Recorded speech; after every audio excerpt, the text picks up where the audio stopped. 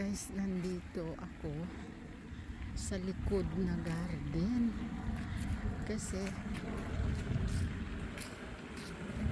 dinidiligan ko tong halaman na to dahil mahina ito sa init.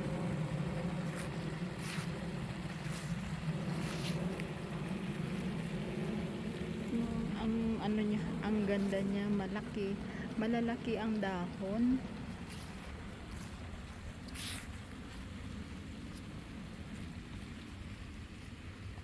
Tapos ito.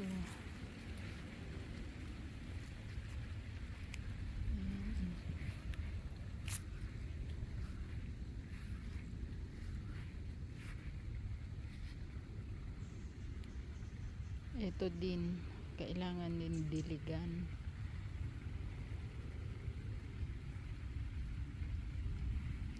Itong mga ano na to, mga milleflores. Ang tawag nito sa Pilipinas, 'di ba, milleflores. Ito, mga regalo ito sa kanila pag nagbe-birthday, ganyan. At saka pag may nangungumbida sila ng mga kaibigan for lunch or for dinner, ganyan. Ayan ang mga regalo nila, dito nila inilalagay. Kasi pag may okasyon dito, hindi na nireregaluhan yung amo ko ng kung ano-ano. Halaman ang inireregalo. Ano nga naman ang ireregalo mo sa mayaman, 'di ba? Nasa sa kanila na ang lahat. Ayan.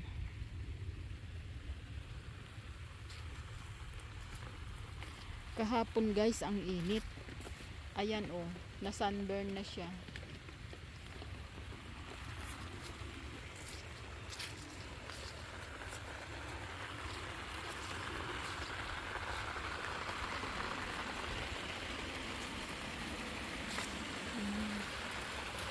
Nilagay ko yung yung sprinkler dito. Ito kasing halaman na to, bagay ito sa sa tabi ng lake. Ganyan, yung sa bog garden, kung may bog garden kayo. Ito ang ang highly recommended.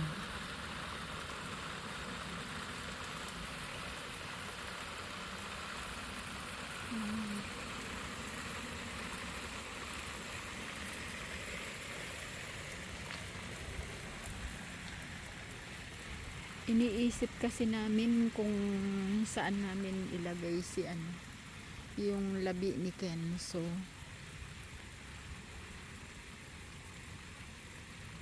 Si Kenzo po ay nakakalungkot kasi nung Sunday na live ko, nandun siya sa sofa na nakahiga, naghihilik. Yun na yung last. Nung umalis siya sa bahay, nakalakad pa, nakauwi. Tapos nung huli ko siyang sinilip, nasa ilalim siya ng puno. Pinapanood yung baby namin na yung apo ng amo ko. Pinapanood niya lang na naglalaro. Tapos nung hapon na after nung LS ko, umalis na ako. Sila din umalis, yung mag-asawa, yung tatay ng baby. Tatay at nanay ng baby, umalis sila. Pero iniwan siya. Kung saan siya iniwan, doon pa rin nila nadatnan. Tapos nung tinatawag na daw nila para ilakad, hindi na umiimik si Kenzo, basta nakatingin lang sa kanila. Tapos binuhat nila papasok ng bahay na malaki para pakainin, bigyan ng tubig. Hindi na siya kumikilos. Tapos itinawag nila sa vet. Tapos sabi daw ng vet na dalhin doon sa kanila without any delay. So dinala doon sa vet. Tapos sabi daw ng vet, he is really sick. Tapos yun na nga isinuggest na patulugin na kasi hindi na yun aabot ng matagal. Nakiusap sila na kung pwedeng bukas, yung kinabukasan ba, kahapon sana ng umaga para makita pa nung alaga akong binata. Kasi nasa business trip yung binata namin. Dumating siya kahapon ng umaga. Sabi nung vet, wala na kasi kahit anong gawin sa kanya. Hindi na siya na nagre-response. Pero yung parang naghahang on na lang siya, ganun. Yun. Tinawagan nila ako that time naman na nag-out dinner din ako kasama yung mga kaibigan. Ka-order lang namin ng pagkain. Sabi ko sa alaga ko, I'll be there as soon as I can. Tapos nung wala pang 3 minutes after nang nag-usap kami, nung ibinaba namin yung phone, nag-text na siya sa akin na Kenzo is gone to sleep forever.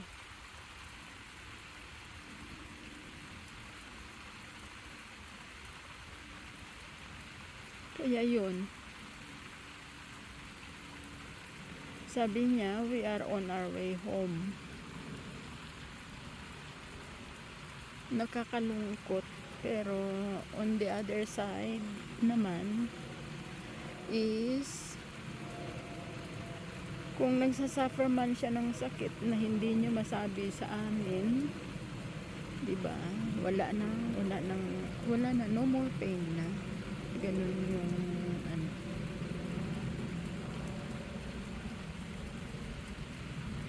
kaya iniisip namin ngayon kung dumating yung kanyang labi, yung abo, kung saan namin ilalagay.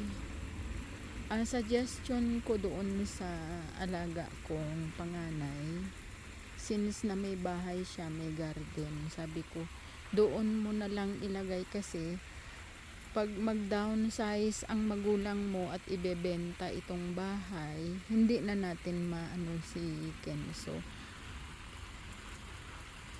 Hindi na natin siya madalaw, hindi na natin makita, sabi ko. Hindi nyo na makita. So, ikino-consider pa. I don't think na na cremated na siya. Palagay ko na sa freezer pa kasi sabi ng amo kong lalaki, we need to see him. Sabi ko, ayoko siyang makita na na matigas na, sabi ko. Ayoko, kayo na lang.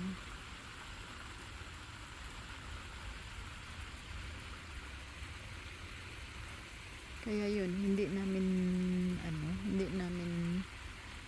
namin alam kung kailan itatawag sa amin na ready na siya i-collect. Yun guys ang nangyari. Yung part 2 ng aking live ng draw, guys, huwag kayong maiinip, it will happen. One of these days, baka sa Sunday na lang din, para happy Sunday pa rin ang natin. Ayan guys, maraming salamat sa mga support ninyo, ha. Huwag sana kayong magsawa. At yung mga palaro, yan, tuloy lang natin yun kasi yun na yung way ko na makapag-share sa inyo ng blessing.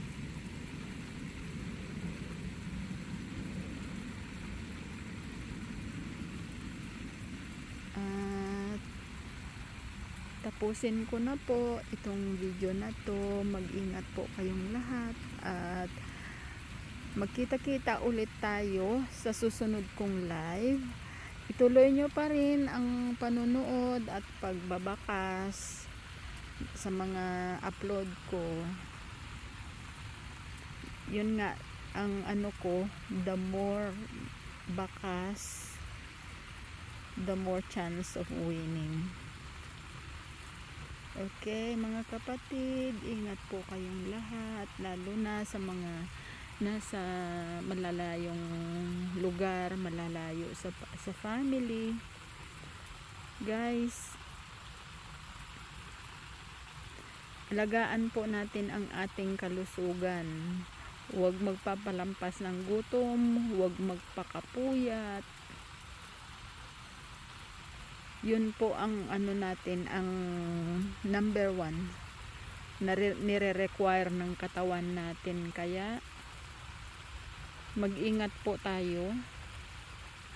Mag-ingat ang bawat isa. Laging manalangin. Huwag intindihin yung mga nakaka-stress na mga bagay-bagay sa atin. Lumilipas din po yun. Okay, maraming salamat sa inyong lahat. I will see you on my next upload. Bakas lang mga friends. God bless.